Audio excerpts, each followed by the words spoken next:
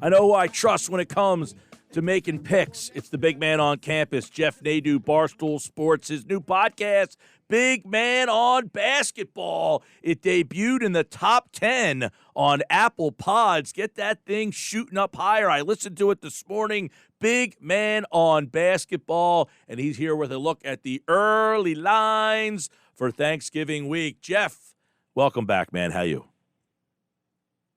Hey, Mike. Thank you for the kind words. Appreciate it. Good. Always good to talk to you. Yeah, man. We got a chance to listen to the debut episode of Big Man on Basketball. College basketball, we hope, gets off the ground. We already got some cancellations, but, hey, we're ready to go. The podcast was great. A lot of great information.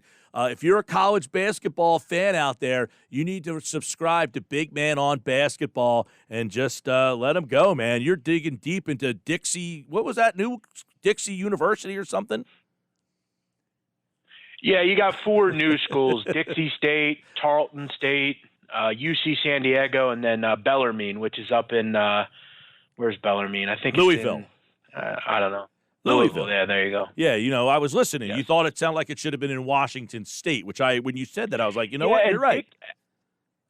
I was blown away. Dixie State's actually in Utah. I was sure it was like Mississippi or Alabama or something. Yeah. See, I pay attention, BMOC. I pay attention. I consume. You definitely do. So listen to the podcast, Big Man on Basketball, and don't forget the Barstool Sports app. We're going to look into a couple of games to get you ready, a couple early lines that Jeff likes on this Thanksgiving week while your family's around. To come, kind of nag at you. You got to have some information. We got it for you here. So let's kick in a couple of games here, Jeff. And first, I know that you are typically a fan of the AAC games. I want to start with that Temple, because when I saw the line last night, I immediately thought of you and how bad Temple was the other day. I think they're getting 36 points against Cincinnati. It's up to 36.5, and I'm thinking, is Temple really that bad that you're getting 36.5 at home? Yeah, I think you can make the case, Mike, with the roster we saw on Saturday. I think you can make the case they're a bottom 3 team in the league, the country, as far as good or bad. They were horrific. I was actually embarrassed that they put that team on the field. But again, this is kind of where they are. They just have gotten destroyed by coronavirus as far as just the worst players out. I will say this, though. This is going to be very important to whether you can find good info. And here's why, I would just I wanted to talk about this. Rod Carey, who kind of screwed people a couple weeks ago when he talked all week about he was healthy and then all of a sudden Russo has coronavirus. You really have to figure out what the status of Russo is. But then again, when you look at this team, I just want to kind of point this out. Brandon Mack's out after thumb surgery. He would be their 6th quarterback. Jaden Blue's out, their best receiver. Tavon Rooley's out, their best running back. Ramon Davis already transferred. And Randall Jones and Trad Beatty, who are a quarterback and receiver, they're out. So basically, if Russo doesn't play, it would be Kamal Gray, who played Saturday. He's a 5th-string walk-on quarterback, and we saw what that was. I was surprised he got a field goal. Plus, going forward, Gray will be without his 3 best receivers, both running backs, and a host of others on a defense that's giving up 40 points a game. I got to be honest with you. I think 36 might have some value. It's really going to be a question of, is this just 45-0? That's kind of where I think it is. And I think Cincinnati, Mike, if you know anything about them, they have every reason to run the score up in this game. So sure do. I got to be honest. I think this is a pretty good spot. That's a 4 o'clock Saturday game, and you're right. Cincinnati's in the top 10. They're trying to impress the pollsters. You got the new poll coming out tonight for the playoffs. So this Saturday, they're not going to be in that top 4, so they need to keep running it up. And it opened at 35, and it looks like the bettors are agreeing. It's up to 36.5. Temple on the small side of that. Let's go to another game in that conference. ECU is a team you know pretty well. SMU is on the slate for them this week. It opened at 10.5. It's 12.5, 11.5, depending on where you are. But ECU came in here and rolled Temple. Yeah, again, I think it's and that's good work by Mike Houston and that team. They should have. They took care of business, but this is a difficult football game going forward. Look at ECU. You're still kind of struggling to score points. I know they put up 28, but all due respect, they probably should have put up 40 on that defense. And with the inability of Temple's offense, this is going to be a game where I really have had trouble figuring ECU out sometimes because when they should throw the football, they want to try to establish the run. They need to attack SMU vertically. SMU's defense, particularly at the back, is not good. They gave up a lot of points at Tulane. They gave up 37 to Naval Academy. They're a group. They gave up 35 to North Texas. Even the Temple SMU game got to 70. So for me, I'm still going to look over the number because ECU, I don't think is very good defensively either. I think this quickly kind of turns into a shootout. If you look at SMU, they love to throw the football. They have a good quarterback. They've got plenty of weapons, and they go very quick tempo-wise. So when I'm looking at this game, I'm more or less looking at a total. I will say, laying SMU like a double digits with them, you really have to hope that it becomes, 51-35 or something, where they just kind of run away and East Carolina can't really match them, and they just kind of blitz them.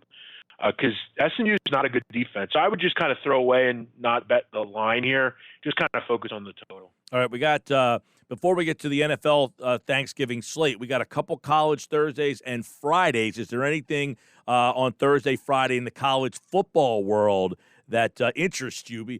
It's interesting because I see Nebraska. That's a terrible football team. I look at some bad. Liberty's a team that I know that you've been on all season. They were a winner. You picked. We talked about them on the Saturday conversation. They're a huge favorite on Friday. But is there any value on Thursday or Friday that you like? Dates. Once I get to basketball, dates kind of just all run together. I guess UCF would be on Friday. UCF, South Florida. UCF's there you go. Interesting. Yeah, UCF's interesting against South Florida. Mike, when you look at UCF, they've kind of had a tough run of it lately. They've kind of had some tough games mixed in. They haven't been able to really flex their muscles, I feel like. And I don't know if they have the ability, Mike, to flex their muscles defensively. If you follow this team, they had some real issues about 3 weeks ago. There was an off-campus fight where a few defensive players were actually kicked off the team. It wasn't even a COVID problem. But the truth of the matter with them is they're just not very good defensively. And we saw that against Cincinnati. We saw that against, we've seen that against a lot of teams this year. And one thing that's great about UCF is they run a play. They've run about 95 plays a game and pass more than anyone in the country. So, overs are always kind of live. I guess the question is this a game where they just really kind of destroy a bad team? South Florida hasn't played in about 10 days, and in that game, they were absolutely destroyed by the Houston Cougars, gave up 56 points in that game. I would kind of squarely be looking at a UCF team total. I'm willing to think you're probably going to get this number, total 67, spreads 24. I'm thinking you're probably going to get around 45, 48. This screams UCF taking some frustration out after a tough loss last week. South Florida, the last game of the year for them. They're a bad football team with very little talent. All right, Jeff Nadu, Big Man on Campus, Barstool Sports. You can check out his new pod, Big Man on Basketball, tomorrow morning. It drops at 11 a.m. You'll get a new one for the college basketball tip-off, which is tomorrow. We'll get a couple thoughts on college basketball in a sec, but NFL, 3 games on the card on Thursday. They're kind of stinkers except for the night game, which we don't even know if it's going to happen, but I guess they're going to try to get that one in. Early, mid-afternoon, or night game, anything that you like out of those 3 on Thanksgiving? Well, the first game's rough just because, who's playing for the Lions? I think we kind of have to figure that out. With the Texans, they're just a bad team. I don't know really how else to say that. I don't really see much there. It's a shame Deshaun Watson really hasn't gotten any sort of coaching at this level. Hopefully he gets things figured out down there. It's a shame they got rid of his best player. As far as Washington Cowboys, I actually liked the Cowboys last week. I took their team total over 20. Ended up working out well for me. Obviously, Washington a little bit better defense than what Minnesota throws at you. I think the Cowboys are starting to find that I think we're starting to see that defensively they haven't been as horrific. Andy Dalton can move the ball, but I'm not laying 3 with them. You got to be nuts. And as far as Ravens Steelers, I'm going to be looking squarely at the Baltimore Ravens here. The Steelers just continue to kind of mosey along. Things keep going their way. The Ravens are a team that obviously is all lost. They didn't play real well late in that game against Tennessee. Steelers haven't really played a competent opponent, Mike, since that game on November 1st against the Ravens, a game they won by 4 and were down at halftime. I will squarely be looking at the Baltimore Ravens in this game. Plus, what's the line here? +4. 4, yep. All right, big man on campus. You will be doing the emergency Thanksgiving Eve Big Man on BB. Follow that on Twitter, Big Man on BB. If you're a college basketball fan, that's the pod you need to listen to get all the information. So what are some of the things that you guys are going to be hitting on dropping tomorrow? Yeah, we've got so many things, Mike. There's going to be really just game previews, giving picks out, telling you where I would go with games. And, there's such a plethora and a potpourri, Mike, of games. I mean, you have big-time games like UCLA, San Diego State. You have, your game where you have a high-level top 10 team like Virginia against a non-conference minnow in Maine. Mike, that's a fascinating game. I know no one in America will probably square in on that game to talk about publicly, but this is a game that's going to be played up at the Bubbleville. Bubbleville is at Mohegan Sun Casino. It's kind of a quasi-tournament, but it's kind of a safe place for teams to go and play. Mike, these teams played last year, and do you happen to know what happened in the game? I'm going to guess you did. No, I don't. No, Virginia won. My main memory is shot right now.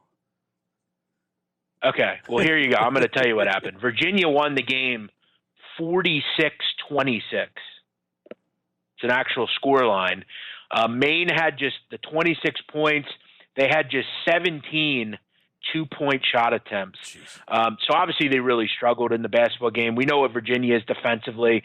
We could talk glowingly for hours, at least I could, about their defense, but we don't have that amount of time. I want to tell you about what Maine has coming back, though, and it's not much. They lost their point guard, Sergio Aldarwich. They lost their best player, Andrew Fleming. And a week ago, their best big, Przovic, actually went back to his native Serbia to take on a professional career. So this is a group that, without those players this year, they would have scored 14 points if you take away their production from last year's game. One thing about Maine that you want to understand, Richard Barron's team plays very slow tempo, just like Virginia.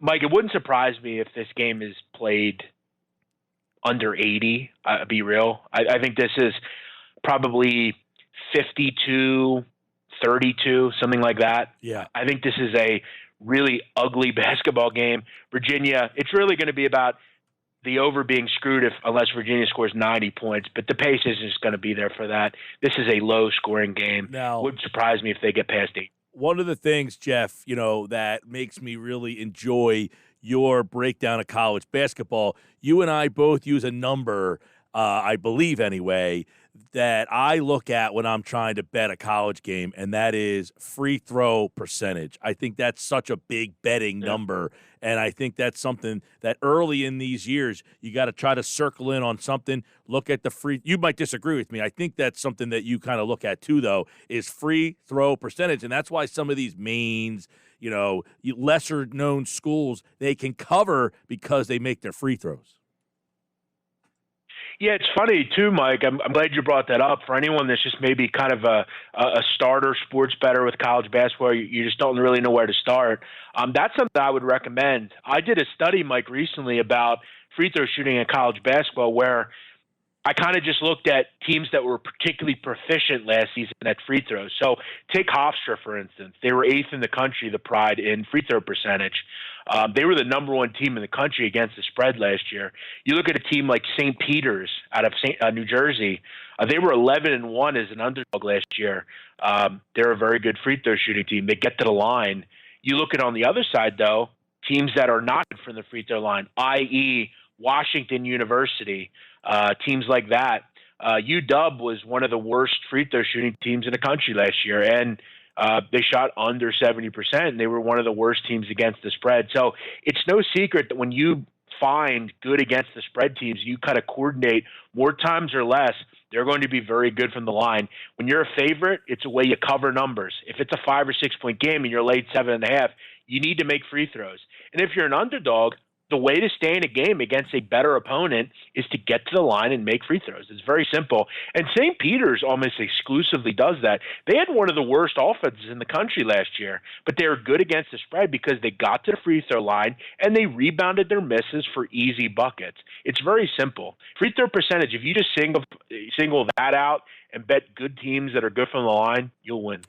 He's Jeff Nadu, big man on basketball. The pod is currently at number 6 on the Apple Podcast list. So wherever you listen to your podcast, get there, subscribe, rate it. And if you're a college basketball nut like Jeff and I are, this is great information for the season, which starts tomorrow night, baby. And Jeff is, of course, kind enough to join us here. Check out Barstool Sports, all of his stuff on the college basketball season, and the Big Man on Basketball pod tomorrow at 11 a.m. Jeff, I'm looking forward to episode number 2. Thanks, pal. Thanks, Mike. Always appreciate you. Yeah, man. He, like all guests, appeared via the Boardwalk Honda hotline.